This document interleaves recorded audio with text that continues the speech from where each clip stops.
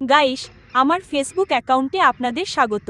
আমি এখন একটু অন্যরকম কিছু বলতে শুরু করেছি। আমার ফেসবুক অ্যাকাউন্টে আপনাদের স্বাগত। আসলে ইউটিউব বা মিনি ভ্লগে কথা বলার অভ্যাস হয়ে গেছে, তো তাই যাই হোক গাইস, আমি শ্যুটের জন্য তৈরি হয়ে গেছি।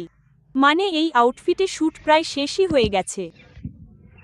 আর গাইস, এই যে আমার আউটফিটটা, এটা আমার খুব সুন্দর লাগছে কারণ এটা আজও আমার ভীষণ প্রিয়।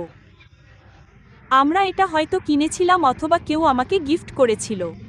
এরকমই কিছু একটা ছিল এবং লাস্ট টাইমও আমি এটা শ্যুটের জন্যই পরেছিলাম। তারপর আমি এখন আবার পরেছি।